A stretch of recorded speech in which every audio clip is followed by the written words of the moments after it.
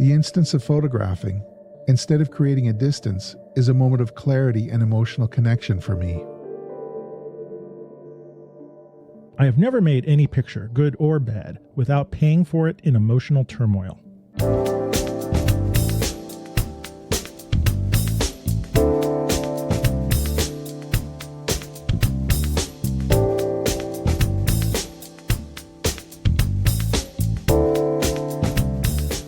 Hey, welcome to the Street Shots Photography Podcast. This is Antonio. And this is Ward. And this is episode 203 for the Ides of March. Ides of March. Yes. Middle of March. Middle of March. And hopefully, if your name is Caesar, you're not surrounded by a bunch of real pissed off people in robes. One of which name is Brutus. Brutus, yeah. And Brutus was the name. You remember Popeye? Yeah. Brutus So was the bad guy or the big guy in that, there was two names. There was Pluto. No, not Pluto. No, Pluto is the dog. Brutus, from and then Disney. there was something else. It had a different name. Or was he always Brutus? No, I always remember it was Brutus, but we're talking like it's been like since I was 8 years old since I saw Popeye. Yeah, I know. I can remember. I used to want to squeeze cans of spinach and eat them. But did you ever have canned spinach? I have had canned spinach, actually. Oh. It's terrible. I love spinach now, and I was like, what did they do to it? Why would they put it in a can? And anyway, all right, that was a very strange opening. Sorry. How are you doing? I'm doing okay. It's started to thaw here. It's things are getting a little better. Work is good. Things are rolling along. Yeah. So, how about you, my friend? Nice. What's going on? I've been better, and it's been a rough week, rough few days. I've had a cat who's been. I've got 3 cats, right? One of them has been sick. The cat Mercy, the tortoise cat. I just brought her to the vet today. So that kind of stuff is an emotional roller coaster, especially because Elizabeth's not around. So I'm noticing all this stuff that I have had to sort of deal with, not only physically but emotionally, is much, much, much harder. And I was just thinking about this earlier today. It's different.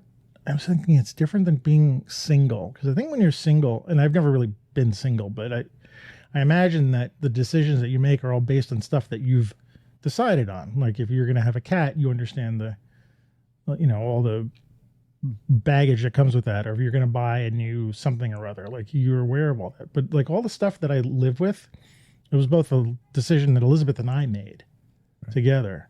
So like, even though the cats were, I kind of rescued all the cats, but Elizabeth was there too. But to not have somebody there to sort of like take some of the emotional baggage off your shoulder.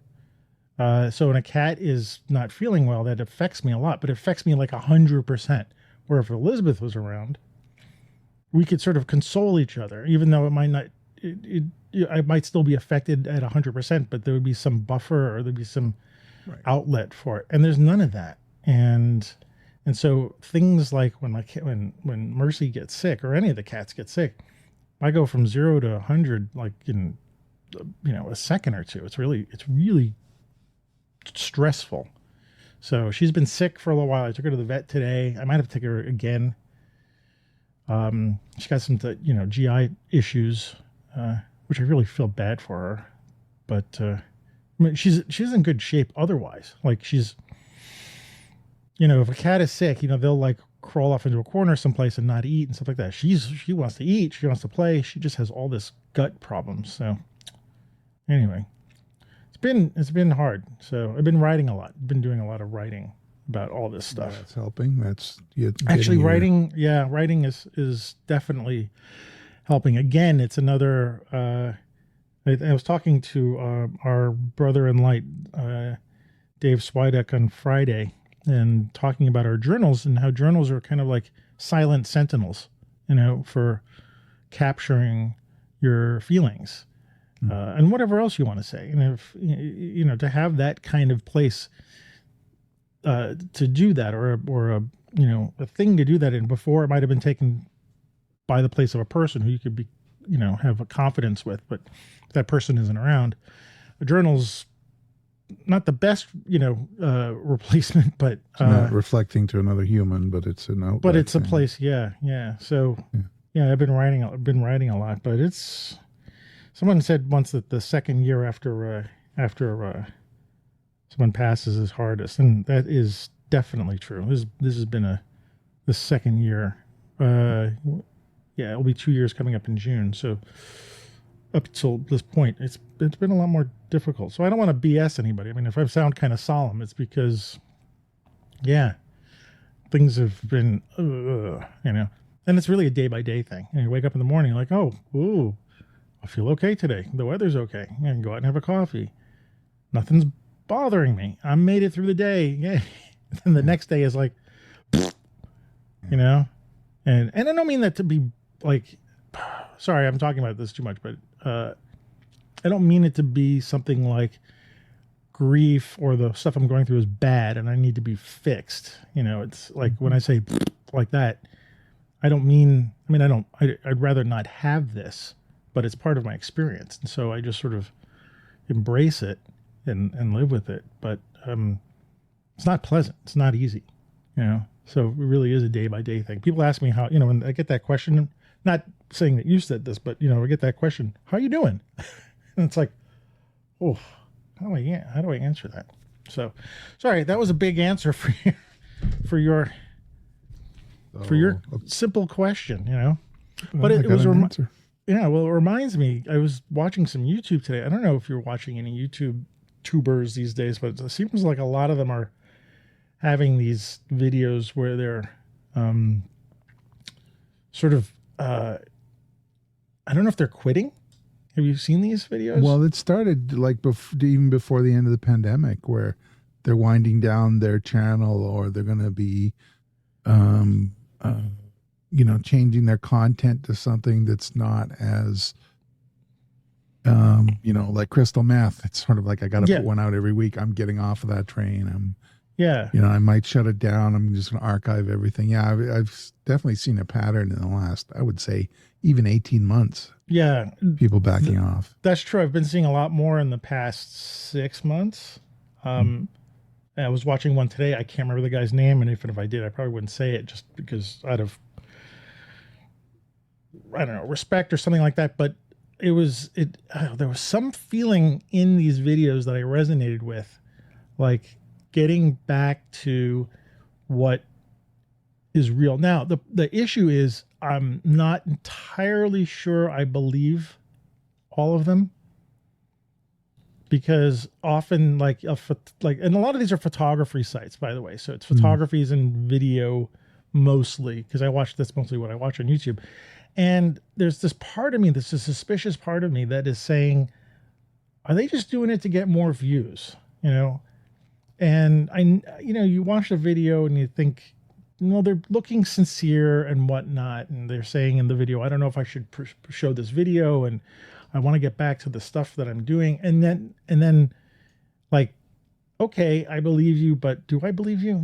I have a little bit of trouble with that, but it's been a lot of them, it's been like a handful of these high viewership YouTubers who are like making these videos. And anyway, there was something about I resonated with today. It was like, let's pretend, let's say that it's the truth, right? And so someone is going around saying, I want to get back to the thing that I'm known for, and putting out these YouTube videos every week. The pressure is too much, and it moves them away from what they do. Right. Like the reason why they got into YouTube. Some of it is the way monetization has changed in YouTube. Some people have, didn't have access or have lost access to this funding that they had years ago. There's some, it's kind of upsetting people, and that's why bother? I've heard that too and seen that. I don't know. I haven't heard that, but that makes sense. And I don't know. there's something about it, like these, this sad tale of these guys people who gotten into YouTube because they want to share this stuff and get caught up and make a living, which is great, at YouTube, but then it forces them to keep this thing going, and they lose access in themselves to the thing that brought them to YouTube in the first place. Being creating their own stuff. So I'm not sure why I was mentioning that. It was something that was on my mind that maybe dovetails into what we want to talk about today. In terms of being empathetic and in our photography and in photographs and stuff like that. So anyway, I thought that might have been a nice segue into it. But yeah, I mean, it's if it's true and they want to get back to doing the things they want to do, spending time with their family or creating beautiful, movies and videos and photography, then I'm all for it. It's like, I don't need to see you guys on YouTube every, 2 hours. There's enough stuff on there that keeps me busy. I know some watchers really want to see, when's your next content, when, then there's, it's sort of like feed me. And I could see how, if you're a certain age, you really want to feed them. Yeah. You want to keep the likes and the subscribes up. But after a point, I mean, maybe some of it is just they want to take a break. And like, you feel like they want to quit, maybe they'll come back. Maybe that's some of what you're sensing with the, do I believe them? And maybe in the moment they really do feel like they want to back off, and then they'll rediscover their passion and come back. I mean, yeah, everybody's different, Yeah, and I'm sometimes just a skeptical person. I mean, when I've been not suckered, but like I have a general, even though I'm from New York, like a general like I believe people, and sometimes I've been taken advantage of by giving people the benefit of the doubt, and I've been stung, not badly, but just stuff has happened, and so it gave me a little bit of a let me just probably maybe a healthy like skepticism on people. Right. I still sort of give them benefit of the doubt. Anyway, go into this, but yeah, I guess where I'm resonating with these guys and why I brought it up is because here I'm talking to you and you asked me how I am, and I was thinking about before we started recording. It's like I just can't come on here. And not that I have been. I feel like I've been pretty honest with, me, like how I am. And today I'm just not feeling great. I'm, my feelings are down, and I can't put on I don't want to, I should say. I don't want to put on a face just because we're recording and people are listening to us. I mean, I think people listen to you and me because they believe that we're sincere with each other, which we are. And they want to sit down and have a conversation with us. And if either one of us are not in a great place, it's good to know, and so it's just how I am, the honesty that I can give out. And so that's maybe what I'm getting from some of these videos, is that there's some bit of it, if I believe them, which I'm trying to believe these guys, is that this is how they're really feeling, and they're stating that, and they're not sort of covering up and putting on a mask just to tell the audience like what the audience wants to hear. So that's, I think, where I came up with that. So I'm glad I could make that connection. I was getting a little worried as where did that come up from? All right. My brain is not working these days, so that's all right.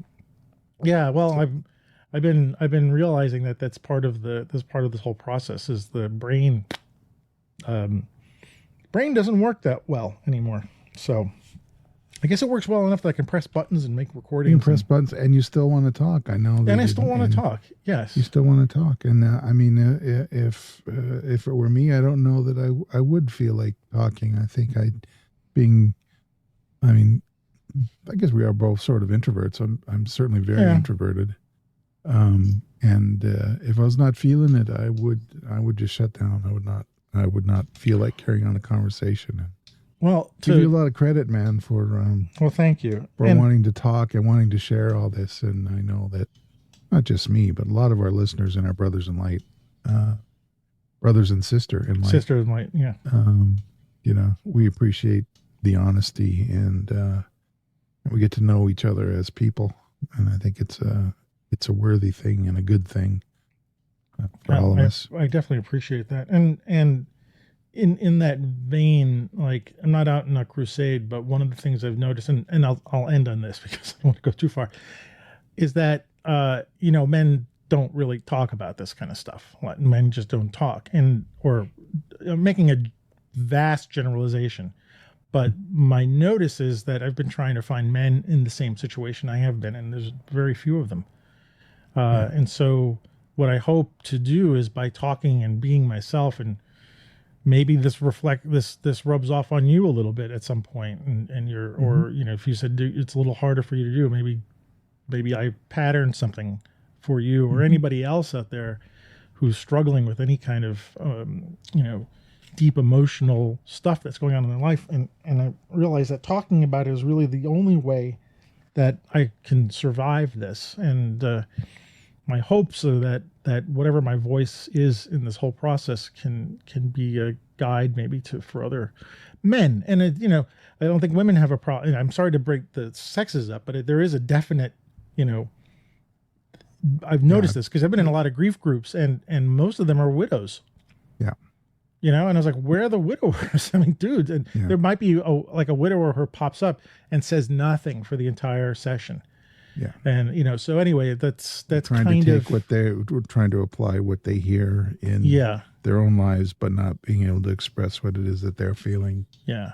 So anyway, my hopes are that from all this, something can come out. It's and I've been thinking about, I'm like writing a book about this, and like taking my writing and do something with it. But that's another story for another time. But in that, you're this is the worst segue ever. But it's like this very empathetic. So what are we talking about today again? Yeah, what are we talking about today? The empathetic image? The empathetic image? Or the empathetic photography? Empathy in photography? Empathy in photography? Empathy. Well, when you suggested this, immediately I was thinking about the pictures that I sent you a couple of days ago of Eugene Pictures Smith. from W. Eugene Smith, yeah. W. Eugene Smith. And I was, I was thinking, what did I say? I was like, he's the friggin' guy is amazing. And there were 3 shots that I was pasting into my photo journal, which I don't know if I think I already wrote about them. And I wasn't necessarily thinking of the empathy, but when we started talking about it, like for some reason he popped into my mind. We were talking about empathetic images, and then I was thinking about what are images that are empathetic. What does that mean? And so like, I was thinking, I guess you were thinking, because you came up with the idea, is like, how can we parse that out a little bit? Well, I'm like I said before the show started, I'm coming at this sort of from the outside, because the way I've came to study photography and what seemed to interest me all these years is, shooting and working in the darkroom and creating a print with the end goal of affecting the viewer with some kind of fine arty experience of, look at this cool thing I created. It's all about me and my thing. Sorry. It's excuse me. Sorry. My art that I just created. Your art. I know. My art. I'm creating my art. All right. Mm-hmm. It's ponderous and, what's the word I'm looking for? Pretense. A lot of pretense. Not that much. Not really, but the whole idea is I'm creating a thing that you can appreciate and that I hope you would like. It doesn't, the kind of subjects that I'm thinking of in all these years, I've got into street photography later in my life, but the whole thing was I'm creating this precious object that is out there that people could appreciate. What we're talking about here, and that I discovered later on in life, and then we're going to talk about, and I hope I can learn from, is with the street photography, and when we're looking at Gene Smith's work, we're getting this human connection and this demonstration of empathy, the way the photographer captures the subject and so on. And it's what I suppose we could go over the different aspects of what an empathetic photograph might be, or empathetic work, or empathetic approach to photography. But I think it adds definitely adds a human depth to photography as an art form, because it is a direct representation of the subject, right? It's not like a painting where you can give an impression. You're actually showing the person's expression and their body language and everything. And it's like you're in the room with them, and the empathy, you can feel it. Or the photographer can transmit it. Yeah. I was going to just say, I when you were just talking about being in the darkroom and creating an image to say to people, look what I see, look at this cool thing. I didn't even realize that I was doing or do the same thing, and still do it. And I never really put words to it, which is really strange, because it's such a typical thing. It's like, even today, I'm making a picture and I'm thinking, this is this cool thing. Look at this, and look what I found. So anyway, it was, how far back have I been doing that? Yeah, for a long time. I'm very attracted to images, other people's images that depict empathetic situations. And I guess what we're talking about is going to be mostly pictures of human beings, right? Because you really can't have an empathetic image. I'm not going to say that all across the thing. I mean, I think you can have empathetic imagery without human beings in it. I think it's hard to do.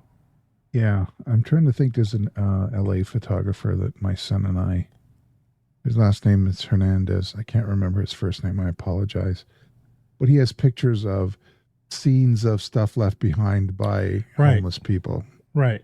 There's a note written on a wall in grease pencil about, Kathy was here. We just want to let you know that, she was here on Tuesday, and blah, blah, blah. There's like, oh my God, there's a whole story of a missed connection kind of thing. And that you feel the human connection and empathy in the image it's provided without a human subject. Yeah. I mean, I guess with empathetic images is something that are something that we can resonate with as viewers, right? Yeah. So I was never thinking about that for a very long time in my photography. Certainly with commercial work that I was doing, the kind of work I was doing, that didn't even play a part in creating those kind of images. I think way back when I had this idea I'd be a photojournalist, but I think I was more, this was in school, I was more attracted to the lifestyle, rather than finding, I don't even think I would have been realizing that there was a way to create some sort of connection between me and whoever was going to view my pictures way back when I was a stupid, college student. That didn't come across, but I was always attracted to images that had that in them. Right. And so it's funny because when we started talking about empathy in pictures, like it really started to gel in what is it about certain kinds of images that pull me in. And when I was sharing those Eugene Smith pictures with you, all of a sudden my brain started to remember a bunch of pictures of his, just because that's what happens. And actually one of the pictures I sent you was the picture of a soldier in some Pacific island during World War II carrying a newborn baby. He's a soldier, and it's this destruction around, and he's got this, naked baby he's carrying out of some awful situation. And that made me start thinking about his other images. And I was like, oh yeah, he can, like, Minimata, the picture of the woman bathing her daughter, and the picture of his own daughter with the the dead mouse. I can't remember the name of the picture, but it's his daughter looking at her deceased mouse in front of a little box that they're about to bury him in. Or even that photograph in Spain of the old man who's passed away, and all the women are there, like, or the country doctor pictures, especially the country doctor pictures, right? Yeah. That one picture of him, the doctor sort of resting against the, like he was wearing his surgical outfit, and he's resting against like a sink or something like that, or a table, and he's got a cup of coffee in him, and you can just see the exhaustion in him. Yeah. Although all those images sort of flooded in my head when you suggested empathy, it was the first thing that, like, I don't know why for me it was Eugene Smith, but like I'm stuck on his pictures in my mind.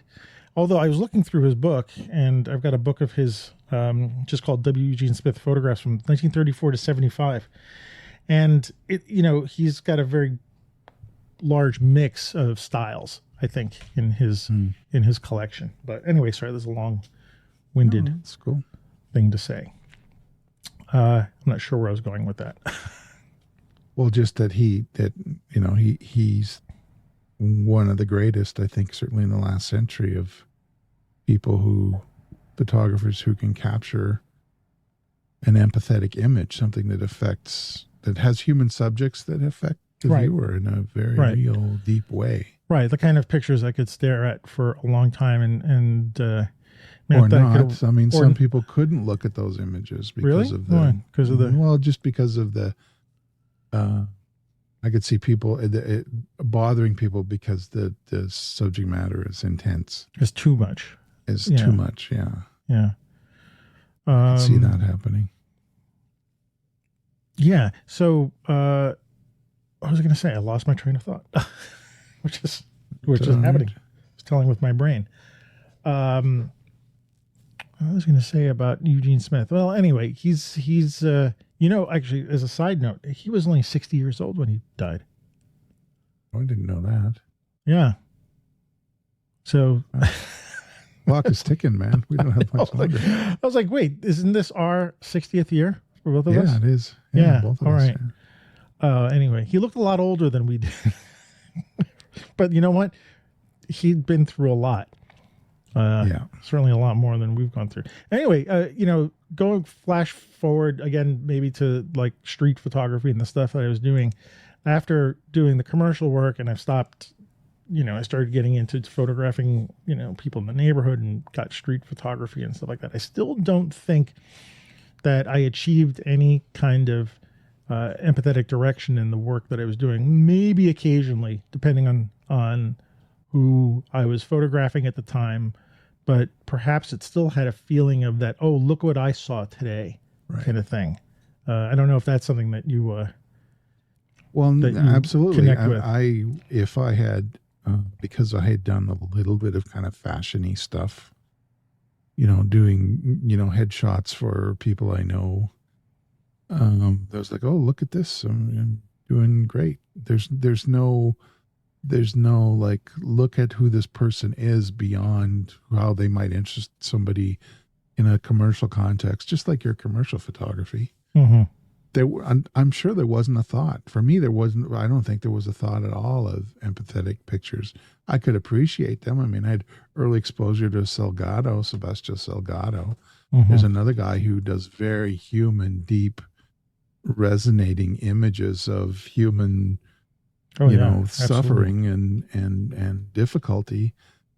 And I can appreciate those, but I looked at, what did I learn from them? I suppose I learned that kind of empathetic presentation was possible, but I didn't ever even think about trying to plug it into my own experience of shooting. What do you think it takes to for a photographer to achieve that level? And it's something that I think you can't hit all the time, but what do you think would require that of a photographer to be able to We have to have an interest in humanity, I think. Right, but that's such a big topic. I mean, I know, but I mean, if you don't have that, then you're not gonna, you're not looking at your subject as anything but what you can take from them. You're taking the attention and putting it on them in a let me, show me who you are so I can capture it, as opposed to let me grab what you have, maybe what versus who.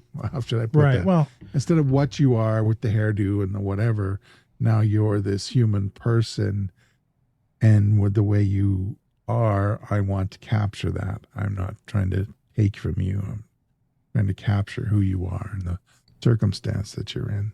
So that means, like, in some way, not making people into objects, which, yeah. I mean, it sounds so, I hate saying, are we objectifying people by approaching street photography in that way of like, oh, let me show you what I've seen today, and then we move on? Or someone who, like Salgado, who spends, years inside of a mine in Brazil, photographing the workers and spending, like, that's an obvious, not, hey, let me just show you how cool this is and then leave. Right. That's someone who's going to spend the time and effort and life energy to be able to present a subject to the world that would hopefully tell a story and emotionally resonate with people on some level. So does that mean, in order for us to create empathetic work, that we need to spend, time with the subjects? I mean, you were talking about the pictures that you were taking last year of your aunt and those other people, and that felt like, that definitely falls under this category. And every time we talk about it, you can tell I'm grappling with it, right? Yeah. No matter what, I want it to be dignified, right? I want to be respectful and dignified and present her in a dignified way, but she's not here anymore. So I have the images, and I did take some pictures around her care room, which I'm thankful I did, because it provides a context, a story of her existence. Right. So, I would want to present them, when I present those images, some of which I have, some of the kind of lighter content I've already posted on Instagram. But to fill it in, there's got to be a storytelling component, I think, to it. Like we're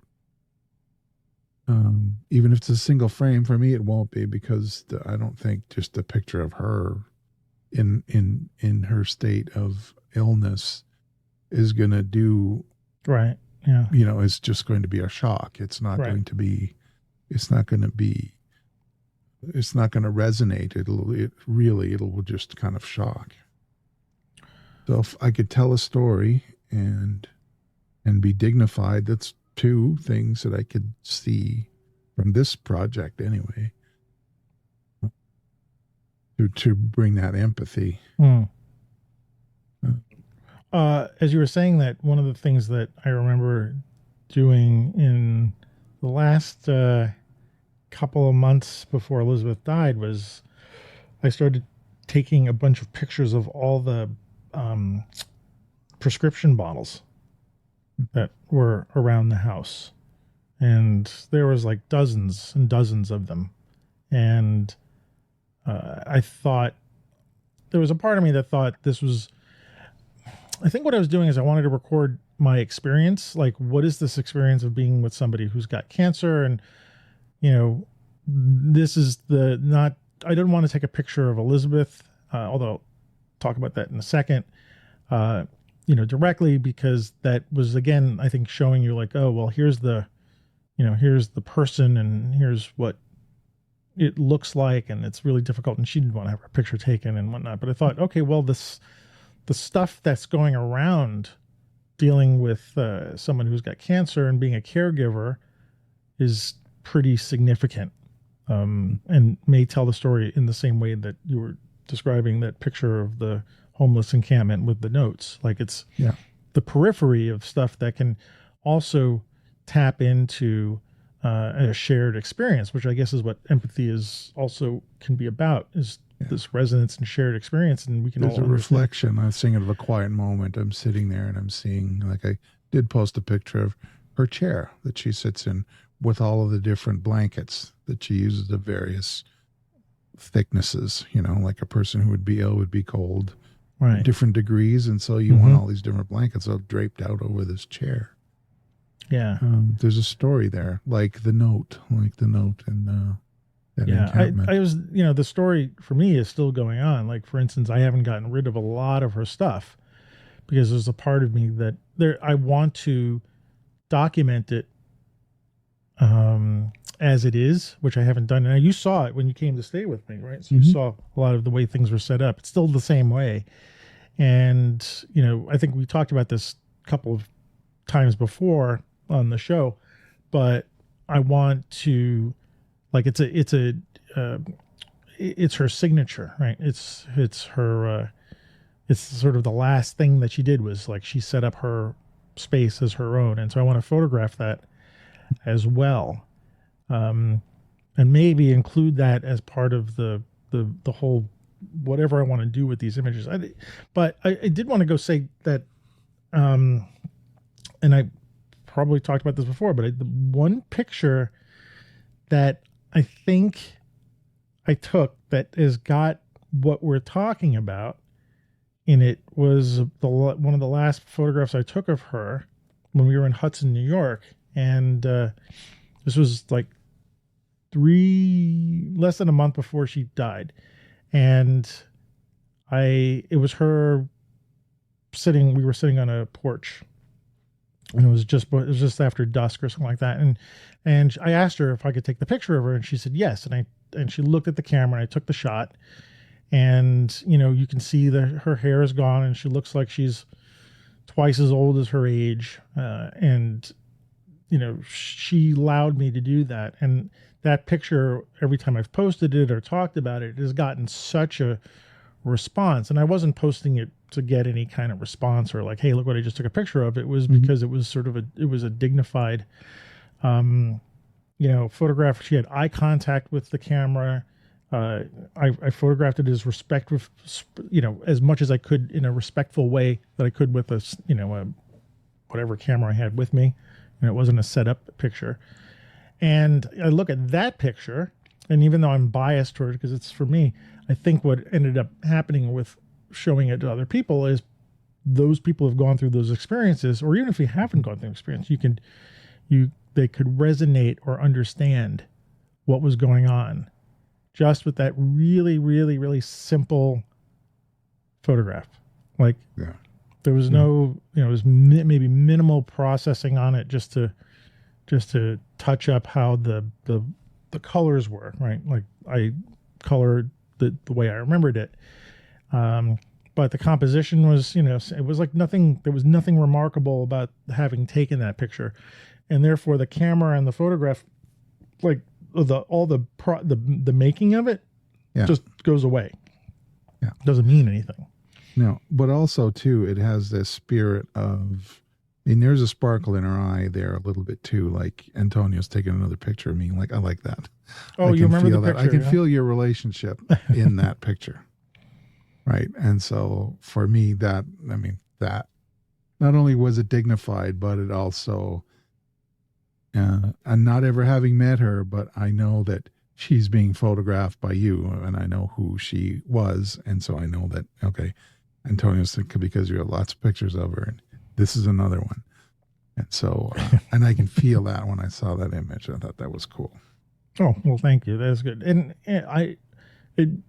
doing that kind of picture made me really think about like the street photography in general. I think maybe that's why I'm not doing so much street photography now, because I don't know how to necessarily approach this thing. I mean, I like doing it, right? When you were in town, we were walking around. It's such a good experience to do that, and yet I'm not continuing doing it. And I'm wondering if it's because after I do a picture like that where it has meaning and people relate to it, like just like you're talking about in some sense, like what could I possibly do? How could I possibly get another picture like that, or how could I do something of that with that much gravity or gravity? Yeah. And so, well, I mean, I guess I could feel the same way in maybe in a little bit lesser context with my aunt, but street photography for me is like a through line. Is it what?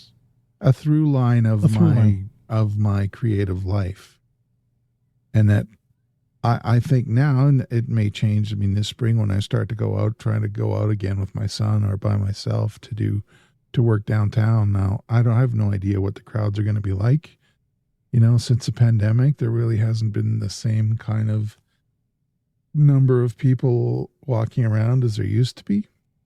But I know that I will keep that up, and the pictures won't have the same gravity as the pictures of Rosemary, but they are a way to keep my powder dry, keep my knife sharp, keep my skill up, and walking around the Stampede grounds, like there's a feeling of, that it's something that I feel like I really have to do, and that I think that I'm supposed to do, and so that's why I would keep it up. I think there are certain things that we do that have such deep meaning. No, nothing is ever going to compete with that. But for me anyway, it doesn't lessen my interest in wanting to continue my street photography in whatever form it becomes.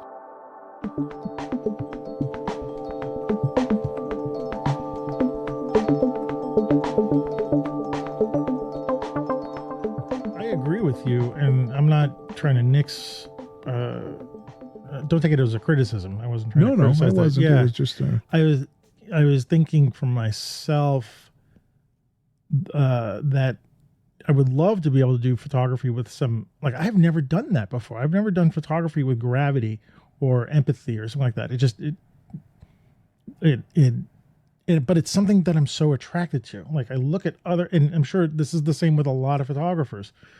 Maybe we're off photographing landscapes or sports photography or whatever, but then there are these pictures that grab us that are Pulitzer Prize winning shots, or Life magazine stories. Does Life magazine still exist? No, it doesn't.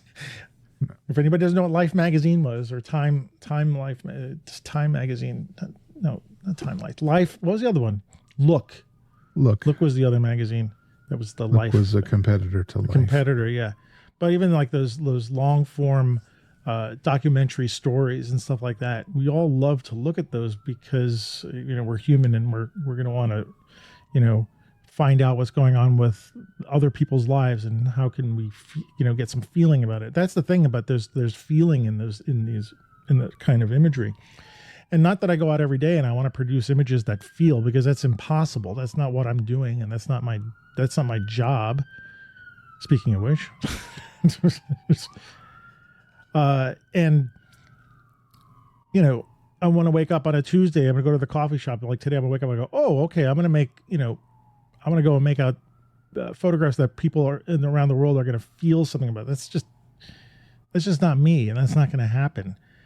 And I'm not even sure I would know what to do. Like, how am I going to produce? And even that one doesn't even feel real. It's like, okay, well, today's assignment is go capture an empathetic image. Is that just as, like going out and say, well, I'm going to go photograph, architecture today. Well, today I'm going to photograph, empathy, compare ourselves to, someone like Eugene Smith, who was like, the guy was in, like, he was in the shit, man. He was like in World War II and in, toxic environments and getting beaten up by people. And like that's a different kind of life than.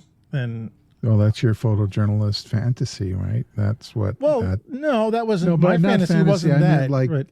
but I meant that's the photojournalist lifestyle, right? Yeah, I remember once like wanting to do that, and there was something that just turned me off of it. Like there was a part of me that felt like I had to shut down, which not is true about how to be a photojournalist. I was just experiencing it the wrong way. Like I was experiencing it as something I got to, disassociate myself from the subject in order to get good pictures. And I wasn't really wanting to do that, but that's not reality. I think the reality for someone who's doing those kind of stories is that you have to get into the subject matter in order for you to be able to create images that people Right. will resonate with. Exactly. And yeah, waking up on a Tuesday in Brooklyn and going to Blue Star to have coffee is not the way. It's not going to happen. Occasionally I might get the kind of shot that we're talking about, like the sign on the wall that says something, or the missing thing on the street that says something was here and now it's gone. So I don't, as much as I would love to do that kind of work, I think I'm more on the side of I'm probably going to be the person who's going to be watching it and looking for it rather than actually creating it. One of the things I tell my students in my street photography class, somewhat related, is, and if anybody's going to take my street photography class, there's a spoiler, so turn off the podcast, because at the beginning of the class I say, look, you're going to see a lot of photography, and I want you to see if you can find a common theme throughout 95% of the pictures that you're going to see. And I say, don't look for something literal in the picture. Don't tell me that it's black and white or it's a street shot or it's whatever. I said, I want you to see if there's some commonality through it. And the gist is, at the end, I want them to see if they can catch the idea that the pictures are about humanity, and it's about the time that we're living in, or the time that the photographer is living in. And if they can, as students, when they go out to photograph, think about that, because their photographs are going to last probably longer than they are. So someone in the future is going to look back and say, oh, this is what it was like in 2024, 2023. But I said, okay, but now this is what I say before they go out to go on their photo walk. I say, I can guarantee that when you just go out for 30 minutes, you're probably not going to be able to create a picture that talks about the humanity of the time that you're living in. So just keep that in mind, like have that as sort of an ongoing goal or something like that. And so I think about it in those terms, like, the kind of photography that we're talking about, the empathy or being able to create an image where people can stare at it for a while and resonate and understand, is not easy. Although I would think technically or something like that, it's some of the easiest photography. With the stuff we're talking about, people are just, you take a single shot and print it. It's not like we got to do Photoshop or all this nonsense to it. It's the, someone like Smith or anybody with a camera with a piece of film who's gone out and they took 3 frames, and one of those frames is something that will sit there and move people for hundreds of years. So anyway, sorry, going off on this rant. No, that's all legit. Yeah, all legit. All right, so we're kind of put ourselves kind of off and set ourselves apart from our apparent lack of ability to create empathetic images. So, what if we talked about the qualities of what we do see in other folks' work that makes them empathetic? Start me off, because all right. So we already talked about the respect and dignity part, which both of you and I have experienced and are grappling with and are working through. The storytelling. I talked about storytelling. Yeah. But the emotional context, like there's an emotional context. Well, emotional context, yes, right. And that's I don't know if how important it is to know a backstory to a picture, or to have multiple pictures to get a context in. I don't know what, can a single picture. Well, I was talking about Bruce Gilden last time, right? Oh yeah, so talk about Bruce Gilden. And it's just, they are very in-your-face street portraits. Like the face fills the frame completely. there's no story except the person's face, and there's a lot written on those people's faces. The shape of it, the texture of their skin and their eyes, eyebrows, hair, everything. It's like there's a lot to take in, and there's definitely a human story in each of those pictures. Once you get past the initial shock of the picture, because I think with some of his work, there's a bit of it's so big, the person's face is so big, and it's lit in such a way that you can't help but look at it, and so your first, or at least my first reaction is, whoa, but you then continue to look, and part of that is because the viewer, so the subject is looking into the camera too, which is huge. So the eye contact part, that's really interesting, because eye contact with the camera is not necessarily, it's sometimes not necessarily eye contact with the photographer, although it can be sometimes. But what's funny is that a subject is looking at a camera. If the camera is in front of the photographer's face, the subject is not looking at the photographer, and the photographer is not looking at the subject. There's something in between them. No, but the end product is looking at the viewer. Right, I get that, but it's an interesting thing. There's no, let's say with a Goldin photograph, perhaps, I don't know how he photographs exactly, but for instance, if he's using just a regular camera and it's in front of his face, this person is not looking at him, right? So it's going past the photographer into the viewer at some point, at some future point too, right? Because it's I don't know where I'm going with this, but there's something really interesting about it's our time travel, man. It's the future, the future for that subject. Yeah, that's really interesting. And the viewer looking into the past of what has become of this. Like, you want to ask, one of the first questions is, what has become of this person? Are they even still alive sometimes? Yeah. Yeah. I mean, there's a lot to take in with some Goldin images. There's no doubt about it. I think about, as you're saying this, that when we're reading the Richard Avedon book, and he was talking about when he switched from medium format, like a Rolleiflex style camera, to his large format, is because he could not engage his subject while he was photographing him. With the medium format, you have to look down, and if you look up at the subject when you're photographing a medium with a twin lens reflex, they will not have eye contact with the lens anymore. They'll be above the lens. So he then moved to his large format cameras to do all those portraits against white and whatnot.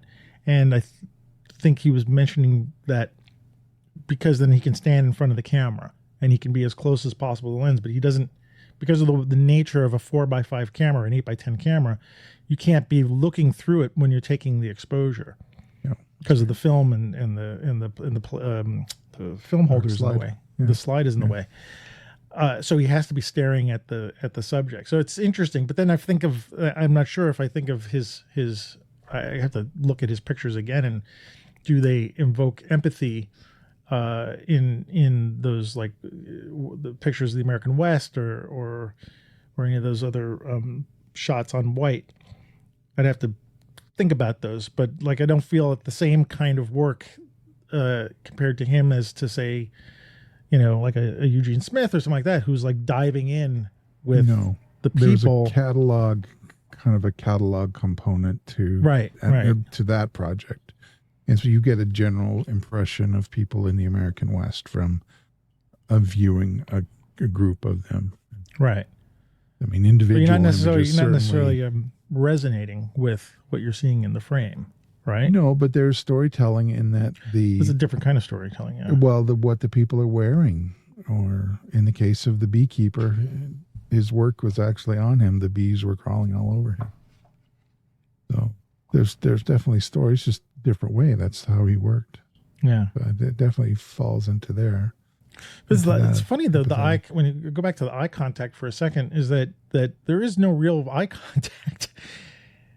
When you're looking at the print, you're not staring at a person, right? Nope. And no matter what direction you're looking at the print, if you're off to the left or the right, the eye contact, quote unquote, is the same, right? Because it's not like the eyes follow. Well, they don't really follow you, but the perspective changes. The person looks squished or taller, depending on how you're viewing the picture, but the eyes are still locked on you.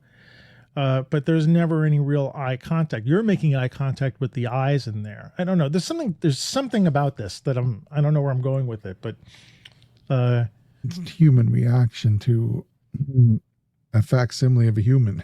Right. And it's the first thing we're looking at when we look at the photographs. It's like the I don't know, the base. Windows where then to the we soul. start. Yeah. Well, yeah. And then we start and we move away from that. And again, I think about going back to the picture of Elizabeth, like for me, it was like her eye contact with me or the camera. Actually, in that case, it was the camera. But in the picture, the resulting picture, it looks like she's looking at me because I'm the camera at that point. Yeah. And from there, everything's sort of like you start with those two round orbs. Yeah. And then you move, your peripheral vision sort of fills in the rest, or your peripheral emotions move out from that. That's an interesting way to think about that. So also too, we're trained as subjects, and most of us, to look into the camera, look into the phone, because the picture is going to, you're going to want the picture to be of you looking at whoever the viewer is. So in that case, is this? Oh, sorry to interrupt. No, that's fine. It's just it's sort of, that's as we're from the time we're little to look into the camera, look at the ducky, whatever, little birdie. But just this thing about the subject making eye contact and knowing that the viewers of the pictures at some point in the future are going to want to see those eyes. Like, people who don't want to be photographed, they tend not to look at the camera, right? They tend to look, like, maybe not turn their bodies away, but they'll turn their eyes away. Mm-hmm. So people who are being photographed who make eye contact with the camera understand that in the future, someone is going to be making eye contact with that photograph of them. Yeah. And that's I don't interesting. Think of it that deeply. I think we're just conditioned to look into the lens. And that's the net effect of it. If you're a model, maybe if you've got really good control of how you project yourself, you cannot just look into the camera and imagine some fantasy world with the model, but also she can project her whole, physical being into this particular fashion pose that she's in. This is really interesting. And it's wider than, we're getting really meta here, huh?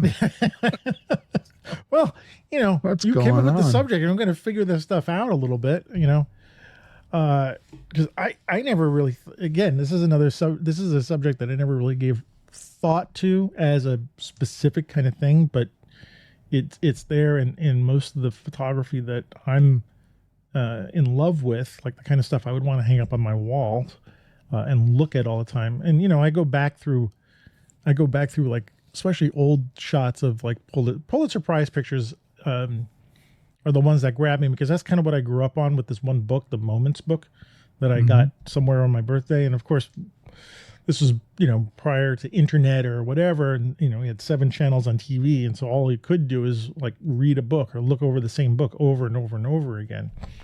And those kind of photographs. I had 3 channels, by the way. You had 3? One of them was in French. So there you go.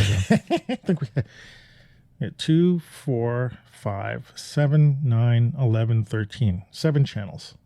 And then anything on UHS. Anyway, so those like that's sort of embedded in, I'm going to talk about my photo DNA again, but like those are always running in the background, and Smith pictures and, anything that I used to see at museums at the time, like all that stuff is which is why I talk about it, ad nauseum with you on this show, probably to the, I don't know if people are getting sick of it, hearing about Eugene Smith or something, but too bad, because to me, he's, of a photographer like him, And there are many other photographers like him on all scales, and even now today. But I think that's one of the things I want to try to instill in students is to like have some kind of connection with the photographs. And unfortunately, I think today, and I'm generalizing too, but I think a vast majority of the work that people are looking at today or who think that are good photography is not empathetic imagery. It's the things that we were talking about before. Like, look at this cool thing that that we captured, and how to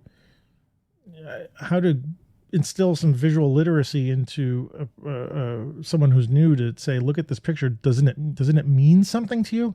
Like, are you that, do you empathize with what's going on in the shot? Right. What? No, I was just saying, you were almost like challenging, like what this is, and not an emotional enough for you. It's like, yeah, well, it is. It definitely is. I was trying to think of a modern name, photojournalist who does sort of exactly what you're talking about, and it's Lindsay Addario, American photographer. She has a book out that came out a few years ago called Love and War, and it's about actually her life, where it's. And she was around when two of her colleagues were killed in Iraq. And like, there's a lot going on. And then there's a little interlude where she got married. And then there are all these wonderful black and white pictures of her wedding. And then she's back out in the field. It's like, wow. Really? Wow. What a life. Do you have this book? Yeah, I have it. It's called Love and War. And it's, I'll dig it up. We'll put it in the show notes. All right. I'm going to write it down so that I can get wonderful, empathetic photojournalist. And she tells the story of being kidnapped. And, it's pretty harrowing. So there's a lot going on there, but and she's been in Ukraine, as far as I know. She's still in Ukraine. What's her name again? Working Lindsay Addario.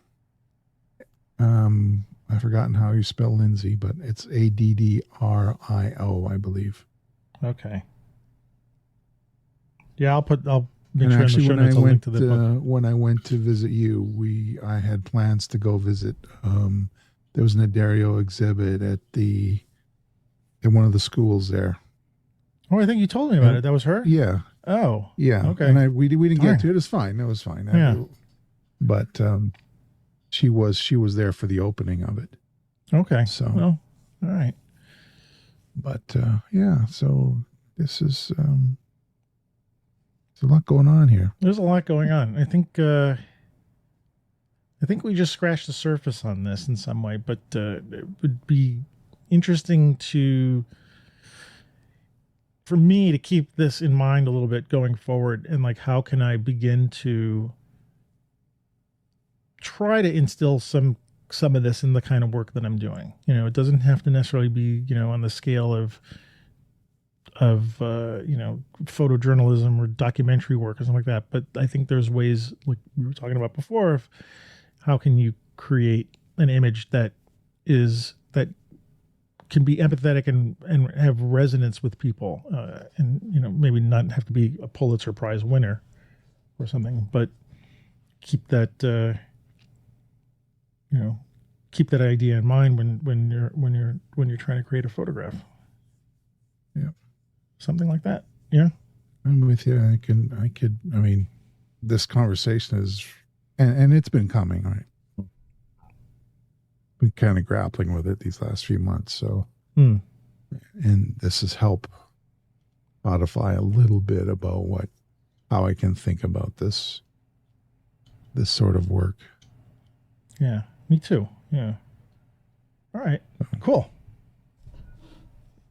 I think we're done. Right. Yeah. I think we are too. I think we're done for the moment. Yeah. We'll put this into our if we can come back to this when we have if we tap into this in our own work, it'd be interesting to do a follow-up, see what we've learned from it. So, yeah. All right, brother, where are we finding you in the outside world, in the where inside? Can you find me on the socials? The socials. What the kids call them? Yeah, the on those webs that those kids the talk interwebs. About. Yeah. On Vero and Twitter, you can find me at W Rosin Photo. On Instagram, you can find me at Ward Rosin Fine Art. Facebook, I'm Ward Rosin Photo. I have a little website called rosin.ca, rosin.ca, where there's some of my stuff there. Not too much, but it's there. And I have a contact page there that you can contact me if you like. And on unofficial sponsor, I'm at Ornis Photo, ornis.photo, where I sell lens adapters and 7 Artisans lenses. Lenses, 7 Artisans. Yeah, they're fun. They're fun little lenses to have around. I will agree. I've actually used I'm going to be using the macro lens that I bought from you. The 60? Yeah, that one with the weird tube that sticks out. The tube, yeah. I'm going to be doing some for a new YouTube. Sorry, it's a YouTube channel. We just spent the whole beginning talking about people getting off YouTube channels. I have an idea for doing a series on YouTube. And cool. It requires some macro photography video, and I was like, "Oh, that's actually the perfect lens for it." So I think that was the only lens I bought from you. Might have been. Maybe there was another one. It might be.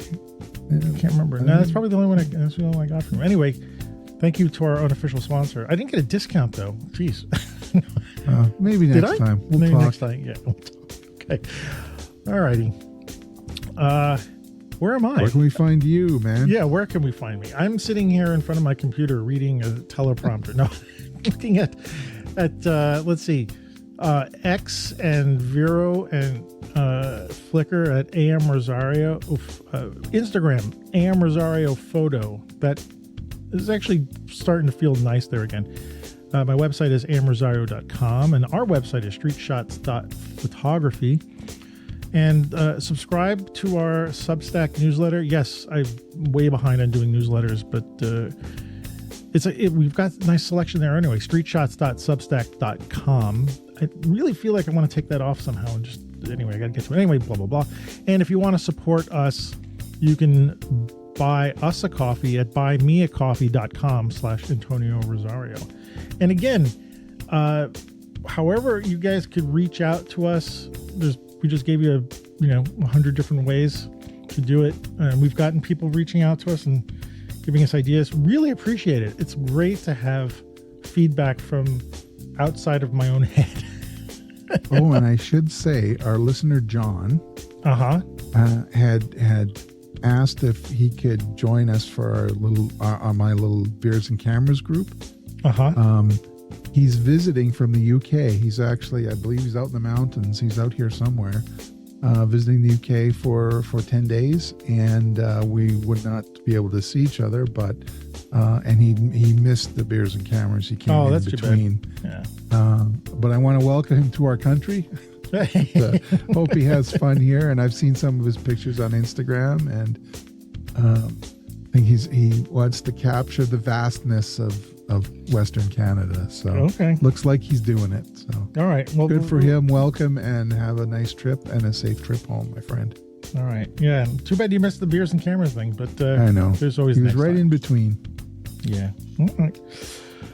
Okie doke. So, Ides of March, please don't get stabbed in the back while you're eating a Caesar salad or whatever. And sorry, I just have to end on paint a picture. So does Caesar on the floor of the Senate. Anyway, sorry, historian stuff. Ward, thanks for joining me tonight. My pleasure, as always. Yeah, and everybody, thanks for hanging out with us, and we will see you in a couple of weeks. All right. Have a good night. Good night.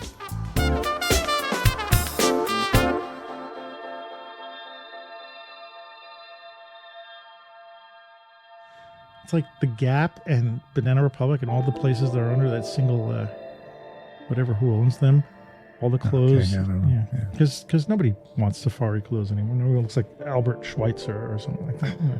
The pith helmet. They had pith helmets too. You can get that was for sharper image too, right? The same kind of thing.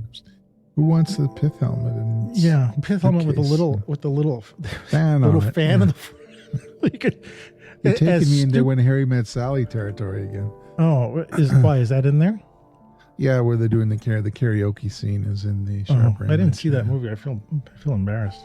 I didn't see it. Well, no, it's okay. You don't need to. It's not the kind of, it's whatever. We're just walking around the museum there, and you don't know anything that I'm talking about. So we're fine. It's all right. But how do you get from a pith helmet with a little fan in it? Well, no, they're both in Billy Crystal and what's her name, Meg Ryan. They're the different scenes in different parts of the city, and they have one of these helmets. Yeah, it was in the Sharper Image. Yeah. Oh, okay. Yeah. Sharper Image.